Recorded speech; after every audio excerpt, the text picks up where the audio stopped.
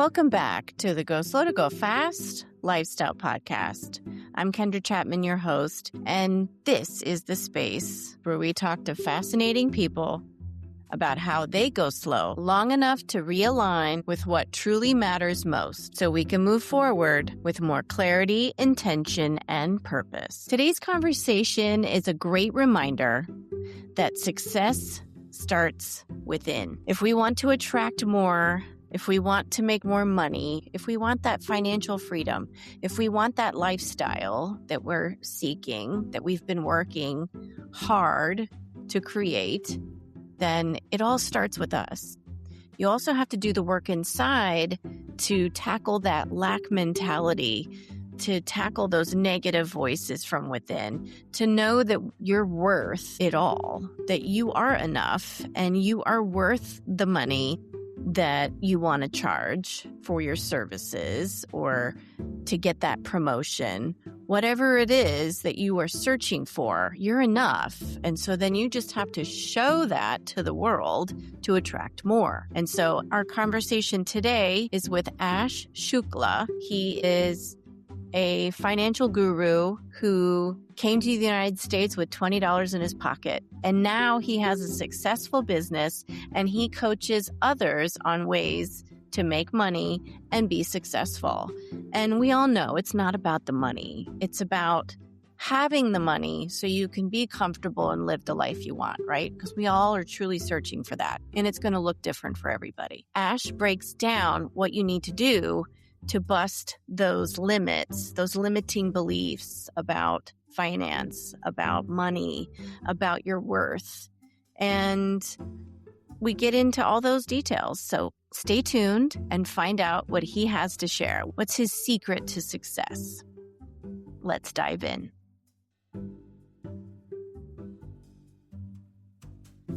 Ash, I just want to say thank you for being here with me today on the Go Slow to Go Fast Lifestyle Podcast. So welcome. I like to start the conversation with how you like to go slow to go fast. All right. First of all, it's a great question. So thank you so much for that. First of all, thank you so much, Kendra, for having me here. I really appreciate you. And those of you who are listening, I want to let you guys know I really appreciate you for listening to me. I truly, truly am thankful and I'm blessed. So that being said, for me, go slow to go fast is really understanding your inner being.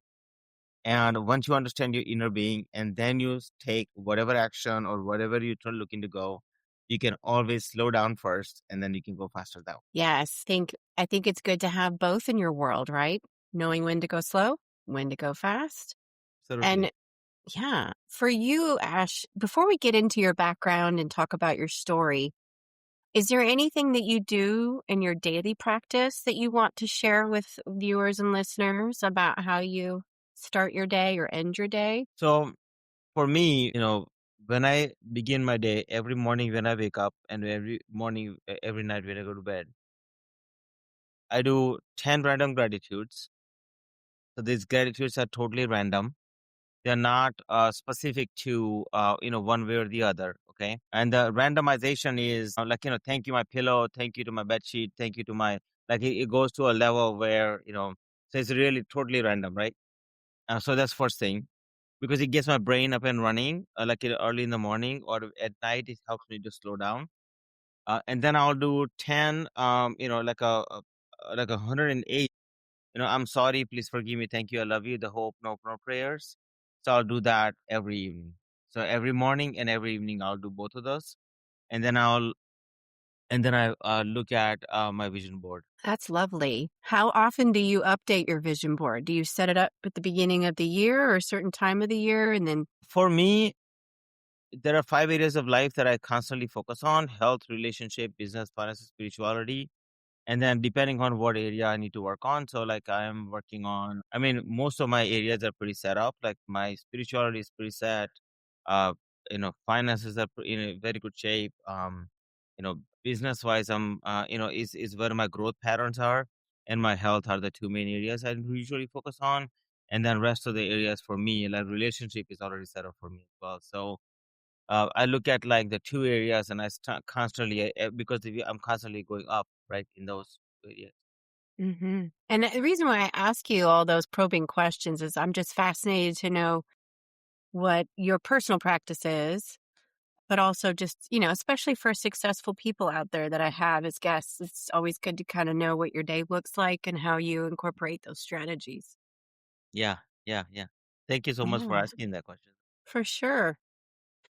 Can can you share your background and how you got into the finance world that you're in now and how you're supporting others? Can you start from the beginning and kind of share your story with listeners and viewers out there? Yeah, absolutely. So I originally came here from India with 20 bucks and no English. I grew up here in Maryland. I was in the financial industry for almost 30 years. When I started in the financial world, I wasn't bad. I was pathetic. I had to blackmail my dad through my mom to get the first sale in the door. And eventually I became really good at it. And I was managing over $300 million. Then I started my own company in 2004. I built it successfully. I sold everything about 5 years ago. I have been doing consulting, coaching, training. I found my company, Financial Chakras, in 2008. During my practice, somebody I knew very closely scammed me in 2007. And that's how I found, I went to my grandfather. I asked him a question. I needed to work internally and I needed to really, figure my way out. I was doing about $5 million a year in business at the time. And the goal was to, obviously goal is to grow my business. And I felt like I was not going to grow. I was like really plateauing and I was slowly beginning to go down. My grandfather was a hero of mine. And, I always went to him for everything, right? Whether it's, spiritually, mentally, physically, spiritually, yoga, meditation, finance, business, everything. So he helped me get aligned, and literally in 6 months, I doubled my business. So I went from 5 million to 10 million. So I asked him a question: Has anybody proven how chakras exist in finances? And he's like, that has never been done before. So I figured out a path, and I figured out a way that when you put chakras in specific order, you can actually create your own signature financial flow, so that you don't have to go backwards. So as time went on, I started teaching that and I ended up helping over 5,000 entrepreneurs and business owners. I've taken several of them over $1 million in revenue. Have, first I have received a congressional honor for the work I've done. And I wrote a book called Sell Like Crazy in 2012. And now I'm finishing up my new book, Financial Chakras. It's the American dream. You came to another country with only $20 in your pocket and you made all these things come true that you had a vision about and you made it happen. And that's amazing. Thank you. Yes. And I also love that you had the forethought to bring in Eastern practices, methods of the chakra system. If you don't mind just kind of giving viewers and listeners a little background on what that means, because they may not know the this philosophy behind chakras and why that would blend so well with finances and wealth. Yeah, absolutely. So those of you who don't know, I want to let you know chakra, the word Chakra, and there are 7 of them, Chakras, chakras, right?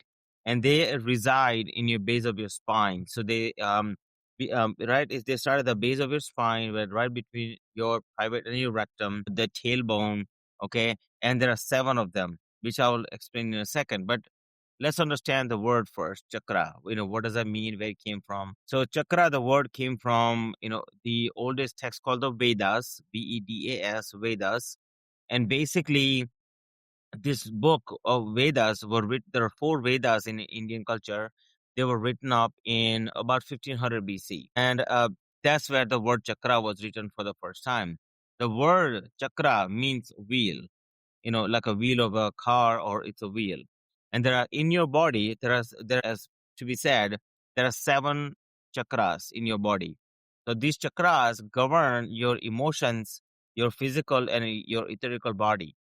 So that being said, let's just go with the emotional body for a second. So emotionally, the root chakra directly affects your emotions, such as, so each chakra governs and basically handles different emotions. So emotionally speaking. So that being said, when the chakra is, think of it like a 7 chakras, and 7 chakras are like a lock of a combination. So it starts with the base of the spine, then it goes, the second chakra is right where your privates are. Third chakra is where you like if you were to take an arrow and point it, from my side, it will be in the back of the spine, basically, right? So if you were to take a look at it from here, it will be actually in the back of the spine. Somebody would, take an arrow and put it on my belly button. So that would be my third chakra, right? So third chakra, then you have the fourth chakra, which is your heart chakra. Fifth chakra is your throat chakra. Sixth chakra is your third eye chakra. And then your seventh chakra, which is your all the way at the top of your crown of your head. Now, each chakra has different emotions. Root chakra is fear, anxiety, uncertainty. You're not comfortable or you are comfortable, like, or you are safe or you are not safe, like those things come from your root chakra. So many times when you feel into the feeling anxiety or uncertainty or things of the nature, you are actually tapping into that chakra. So there are these chakras, these are governed. The reason they're so important is because there are 70,000 nadis, meaning nerves, that meet each one of those chakras. So as you look at, there are 70,000 nerves in your body. They are actually, like literally connected, and the command is given, and that the emotion, oh my God, I'm fearful, and then boom, it gets to your brain and everywhere else if you was. That being said, these seven chakras, just root chakra itself is one.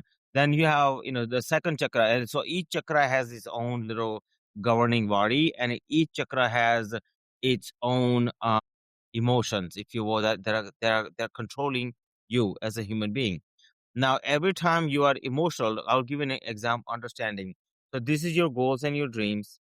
This is where you are looking to go. So this is where my story was with my grandfather. What he told me is that first things first, understand that everything in the universe is energy, and energy has frequency. And this frequency creates the form, meaning you and I are frequency, like me and you, Kendra, are frequency. This riverside is a frequency, right? So if this frequency, if I did not log into this riverside, we wouldn't be talking, right? So it's a frequency. Everything is frequency. So, frequency creates a form. We can see each other because of frequency. But this form, this energy that we are talking about, it cannot be created or it cannot be destroyed. It can only be transformed from one form into the other form. So that's all we can do. So once you help me understand that, Kendra, then we begin to dive into the chakras and the methodologies and things of the nature. And then once I begin to understand that, I'm like, oh my God, like, so that means that this is my goals, this is where I am. In the middle, I have my all of my negative emotions, feelings, thoughts, beliefs, and actions going on, and I'm really just trying to cross over. And then once he helped me understood that and tap into myself, then help me understand, unlock these seven chakras. So these are like combination of luck. If one of them is off balance, the rest of them won't function. So essentially, he helped me get it opened up, and I was able to double my business. And I never looked back after that. By the way. So that's my story. I think, that's so insightful with it's helpful for folks to think about their chakras and that alignment. And, you may, if, listeners and viewers out there, you may have seen a chart on the internet or in a book where it shows the different colors of the rainbow. I mean, there are some color coordination as you go up. But the idea that it's a wheel of energy and it should be spinning, right? That is how it should be. But if it's blocked, it's interesting to kind of think about, which of my chakras are blocked, what might be going on with me or a listener or viewer out there. Do you see patterns with people that are dealing with, lack, those feelings of lack and having issues with wealth? Do you see that there's a pattern of a specific chakra that's blocked, or could it be any or all of them? No, so there are specific patterns, and then there is, and it could be all of them. Just depends, right? So Yeah. depending on how bad the trauma is. So because of what we do as human beings, we filter information from different filters, from what we know.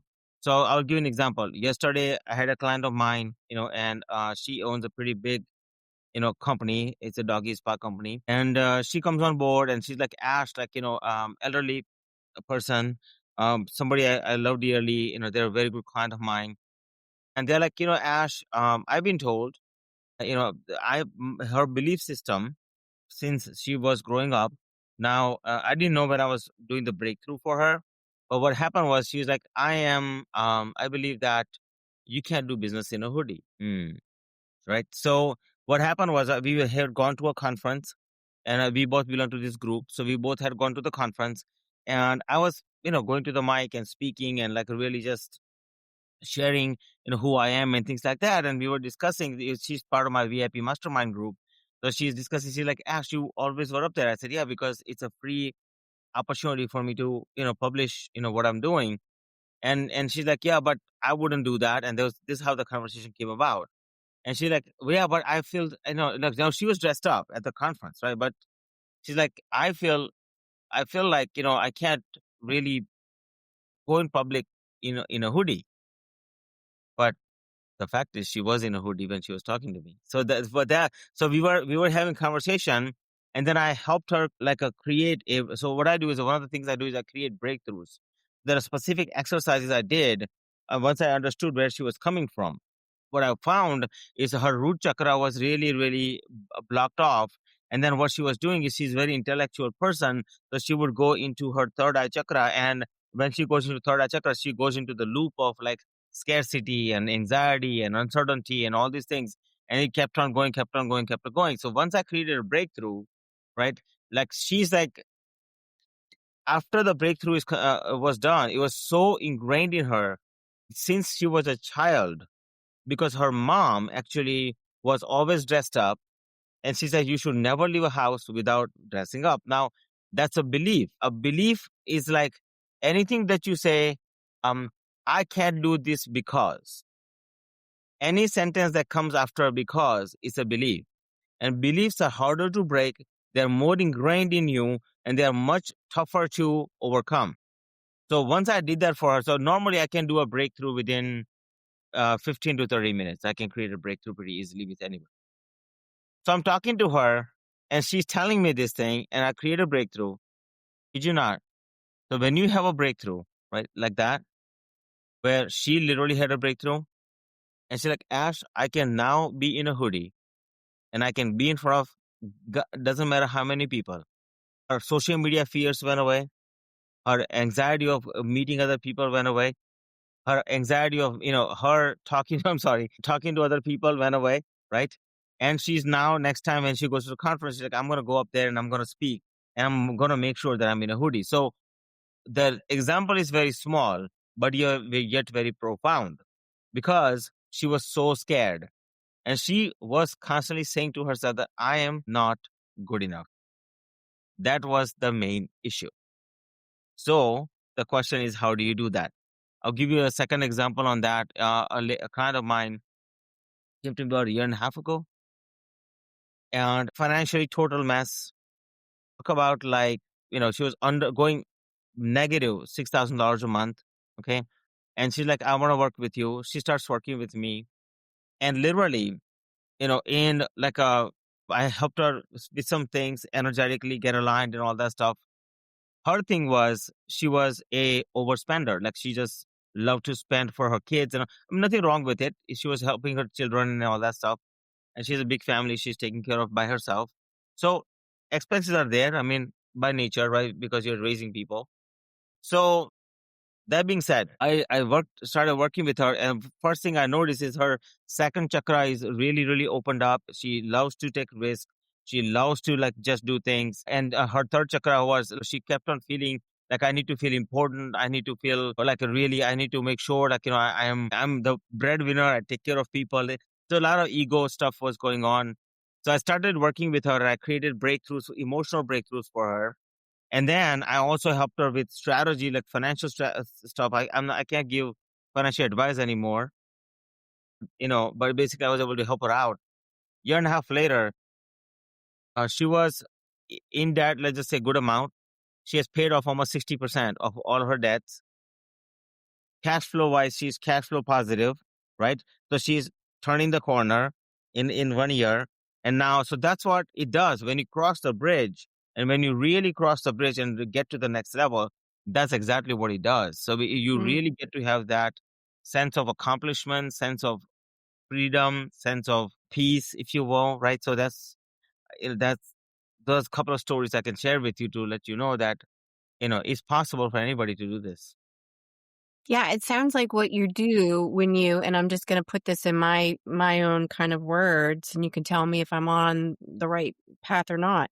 But when you confront people's belief system based on, if they're open to working with you, then you figure out if, it sounds like some chakras might be overactive and others might be underactive. So you're looking at balancing all the chakras so they're working in harmony. And so then people can reach their goals.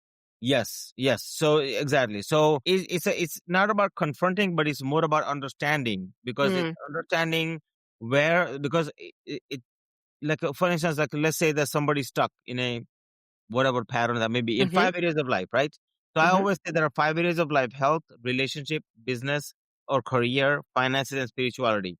When one of these 5 is off balance, the rest goes off balance. Okay. So in this case, the second example I gave you, she had gotten divorced 3 years ago, but energetically inside, she was carrying that, right? So it needed to be removed. That divorce has nothing to do with her current circumstance or where she is at right now. So it's a health, relationship, right? This got hurt.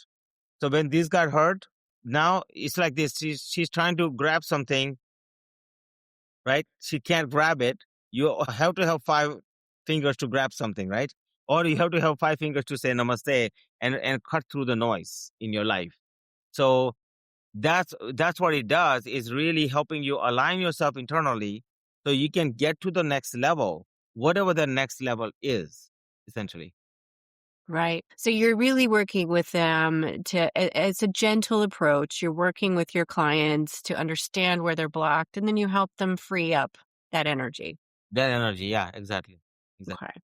So can you do this over like a Zoom call, or do you need to be with somebody face to face or in the same space? That's a great question, Chandra. So no, I don't. I always do everything on Zoom. So most of the time, at least, right? So unless somebody requests private session, that's a different story.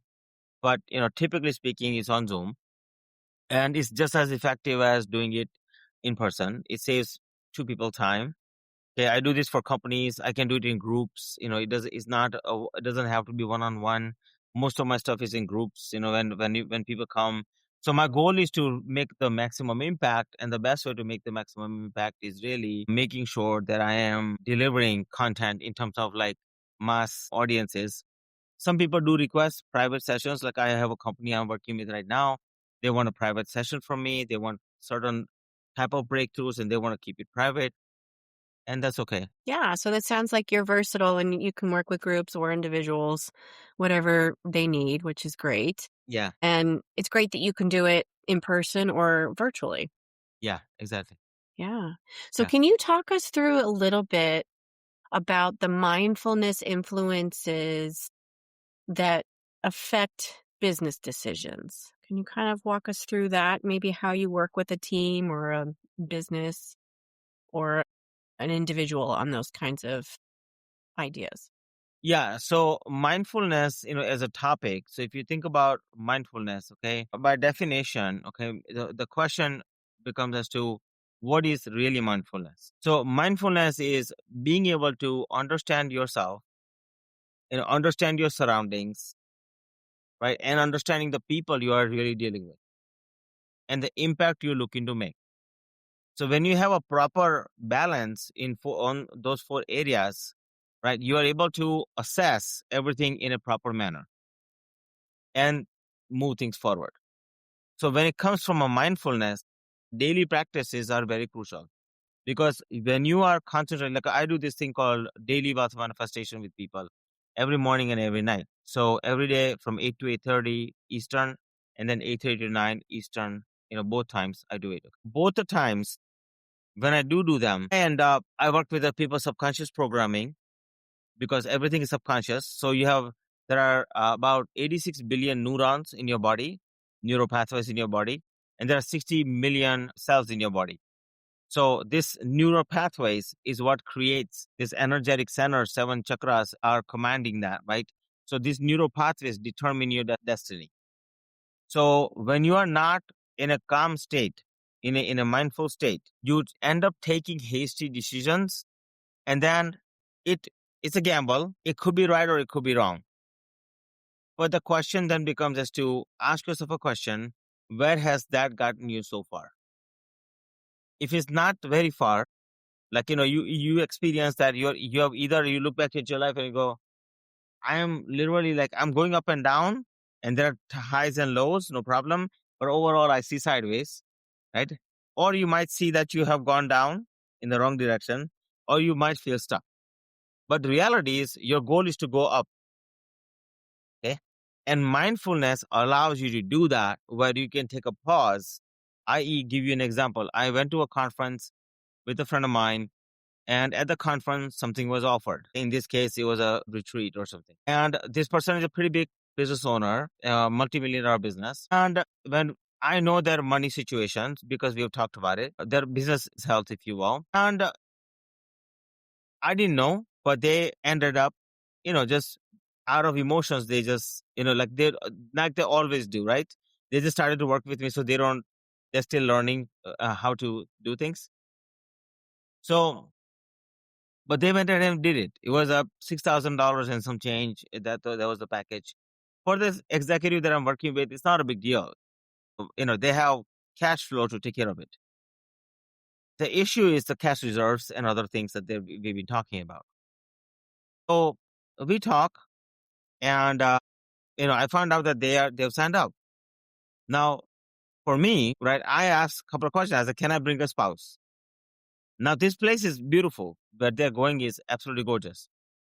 They're like, you can, but it's going to be, extra money, right? Then they're like, can you? I said, okay, so what else? What are other expenses that I'm not seeing here? And they're like, well, you'll pay for the hotel and you have to pay for the airfare.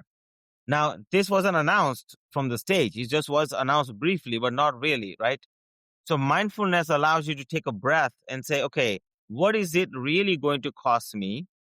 So in this case, I did the assessment, and my assessment told me that based on the price for the event, plus the hotel and plus the airfare and plus food, whatever else I'm going to spend on, right? I'm sure when you go far away, you're going to do something. So you're looking at between $15,000 to $20,000 price tag, right? The event, the whole thing, was it really $6,000? Right? So a lot of people obviously went for it and signed up.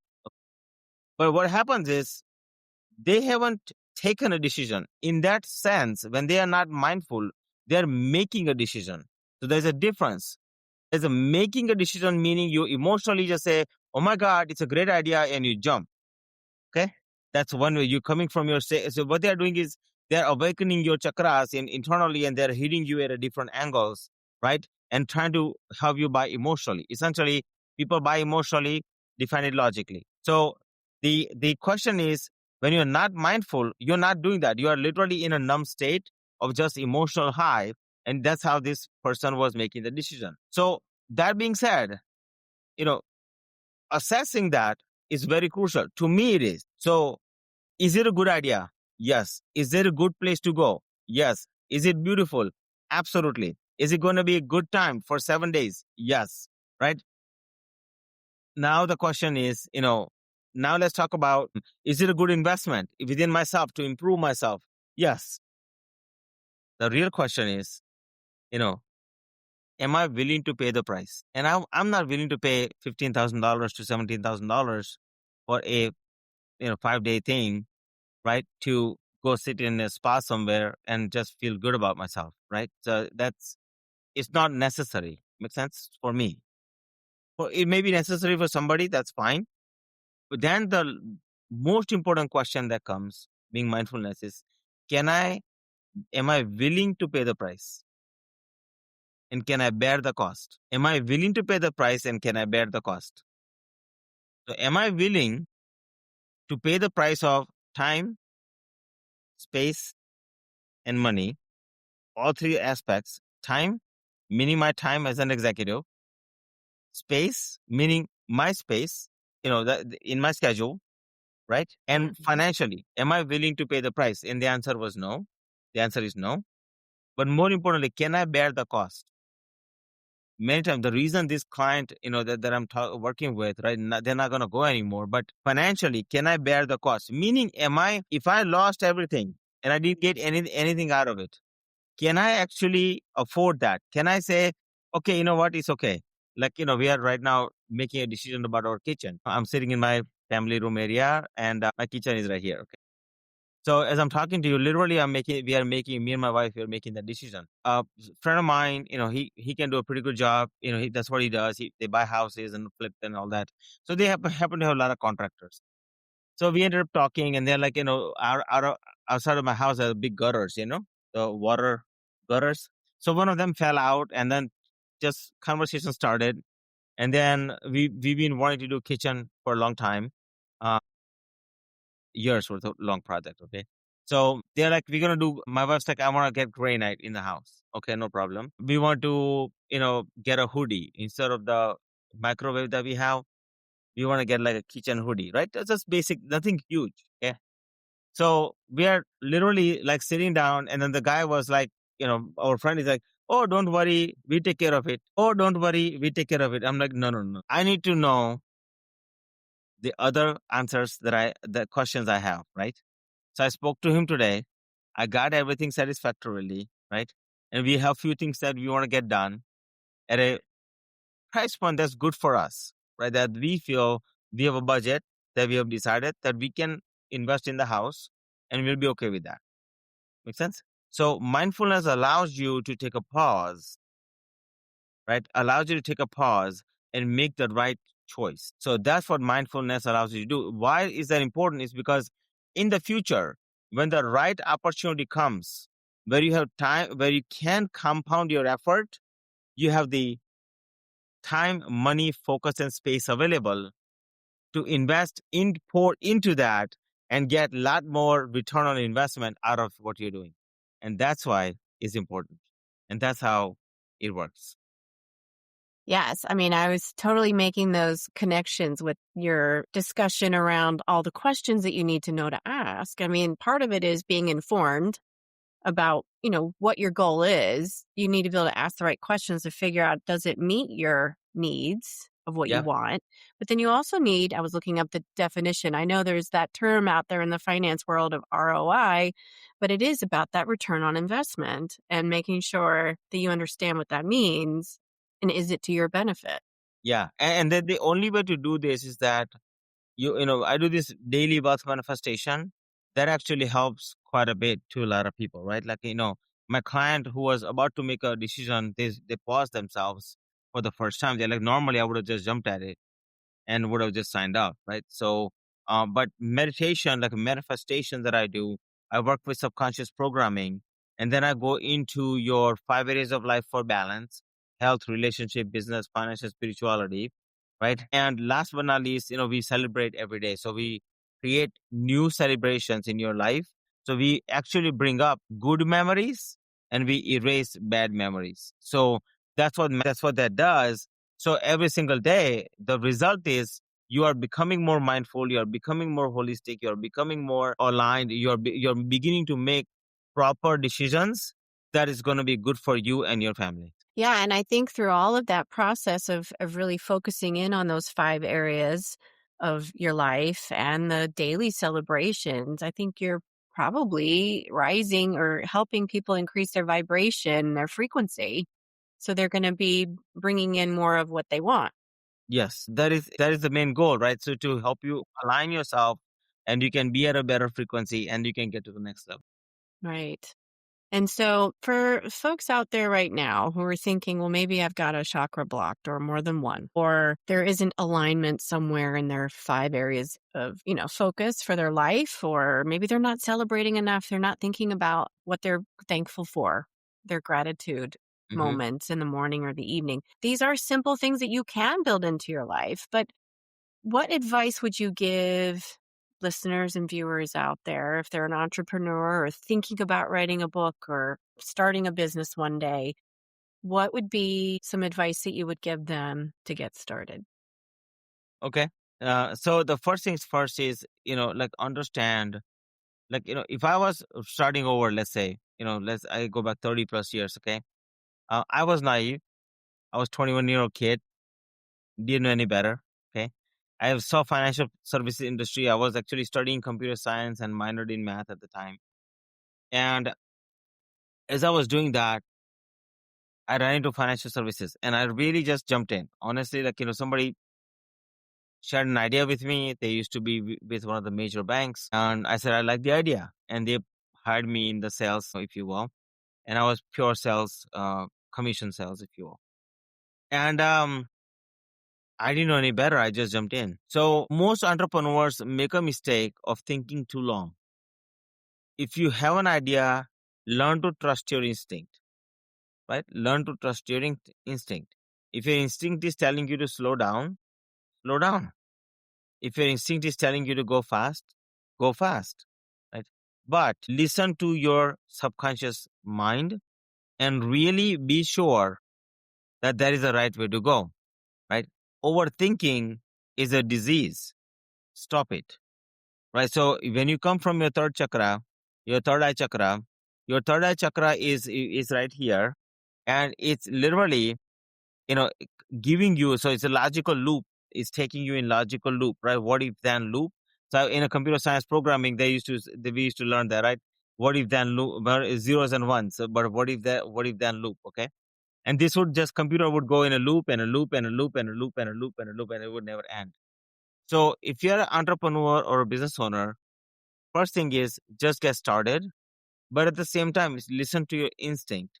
What is telling you what is good for you, what is not good for you.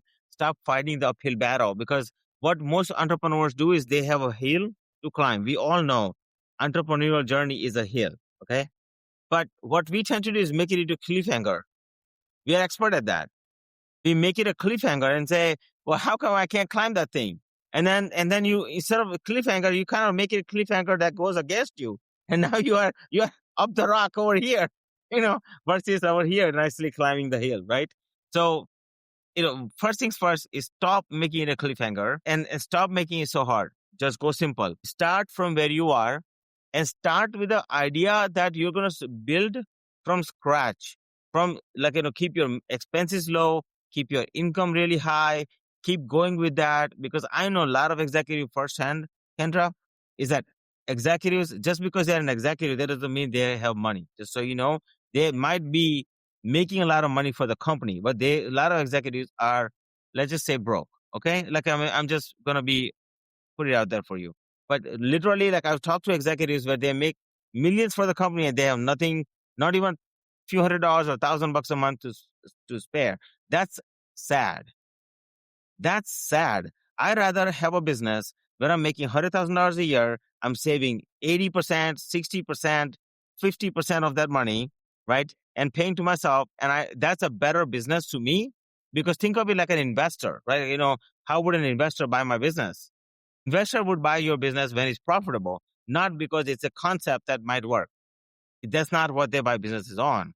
Like, if I bought a liquor store, if I bought a hotel motel, I'm buying for passive income, not so that I can acquire headache, right? If your business is making less and you're spending more in your personal life, if you're making less and spending more, the result is same. Okay. In Indian culture, we say that when you are making a penny and when you're spending $1, right, the result is obvious. You're going to be broke. So stop that. Start where you are. Doesn't matter what your methodology is. To go to networking events, go talk to some people, start talking to some networking events. A lot of times are free. You can go online or low cost if you want. Start there and start with asking one simple question: can we meet? And start meeting people on Zoom. And yes, you're going to hear all these things about you shouldn't meet one-on-one because it's not scalable, blah, blah, blah. Okay. I don't know any big business owner. Let me be clear with you. I don't know any big business owner that has built a multi-billion-dollar business based on webinars or based on ads. FYI, you can build a multi-million-dollar business, but to build a huge business, I don't know any multi-billion-dollar organization. Like, imagine leaders of countries doing webinars. Hey, I'm going to do a webinar for 30 minutes and maybe you're interested in my country stuff, Come on. Seriously? You got to be kidding me. So all these beliefs that you hear, throw them out the window, start simple, stay grounded, stay with it, and your ideas will work. But stay go steadfast. Don't try to go all in unless you know for sure that that particular thing that you're going to do, it absolutely works.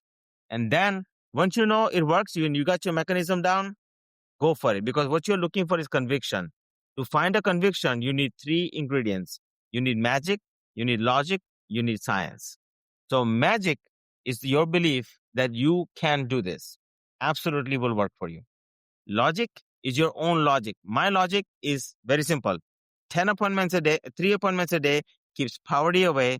10 appointments a day brings wealth my way. Very, very simple. Not complicated, right? Last but not least is my own science. I can close. Once I talk to people, once I meet people, I can close. That's my like genius. Okay. From the stage, from one-on-one, from webinars, I do exact same thing every time and I can close every single time. So that's my science though. Correct? That's not your science. That's my science. Your science might be different than mine and that's okay. What I'm saying is stop doubting that. Believe in the magic.